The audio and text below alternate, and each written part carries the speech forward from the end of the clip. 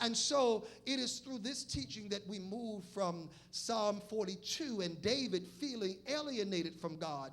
He said, I wanted to hear from you and I could not hear from you. And so we realize that scripturally and exegetically it is possible and even an occurrence in the lives of believers like you and me where we will actually go through a season when we may not hear from God. And the question that is asked, when God is silent, what do you do? I'd like to share with you some how-tos and what to do in a review and then add to where we are today. Number one, when God is silent, what is it that you ought to do? Number one, request a meeting with God. That's what Job did. That's what David did in even Psalm 42. Requested a meeting with God.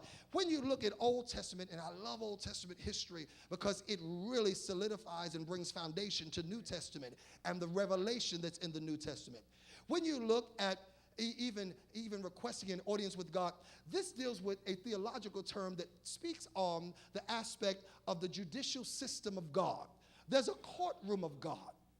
And so, according to what we call Deuteronomistic theology, it is thought that when you do good, God blesses you. And that's where we get Deuteronomy 28.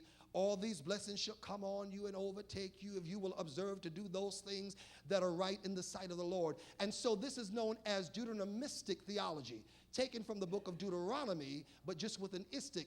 And it means that when you obey God, that God has a legal responsibility to bless you. Oh, God have mercy. I'll say it again. When you have when you obey God, God has a legal responsibility to bless you. And the opposite is true, that when we disobey him, that he has an opportunity to remove those blessings from us. So this is what David is indoctrinated within. This is what we would call Job is indoctrinated within. This is what they've been taught in Bible study, that when you obey God, that God looks out for you. That's what some of you have been taught in Matthew 6:33, New Testament. It says what? Seek first the kingdom of God and his righteousness, and what will happen? And all these things shall be what? Added unto you. So even though it's Old Testament, Deuteronomistic theology, it's New Testament dealing with Matthew 6:33. Seek first God, and everything else is going to be added unto you. So there's a theology that's there. And so requesting an audience with God, that's what David does. That's what Job does. Number two, what do I do when God is silent? I must remember to trace God back to my last testimony. Whenever you cannot hear from God, go back to what he did before. Go back to how he brought you through before. What a songwriter said, my soul looks back and wonder how I got over. Go back to the things that God did in the past. What did he do when you were sick before? What did he do when you were bound before?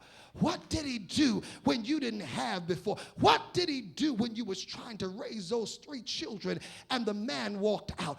What did he do when you lost your last job? What did God do? Remember to trace God back to your last testimony. That when God is silent, go back to what God did before. God, how did you keep my mind before? When I lost a loved one, what was it that you did? How is it that I sustained and I was able to go through? How is it that I could take a little bit of money and you would stretch it and bless it the rest? How is it that I would always eat every meal, even if I had unemployment coming in, making $273.25 a week? How is it that I made it through? You got to remember to trace God back to your last testimony. What did God do before? What was it that God did before that kept you together? What was it that God did before that kept your mind? What was it that God did when you walked into the doctor's office and they said you were terminal, and yet 10 years later you're still here? What was it that God did for you with your last testimony? Would you look at your neighbor and say, neighbor, I got a testimony.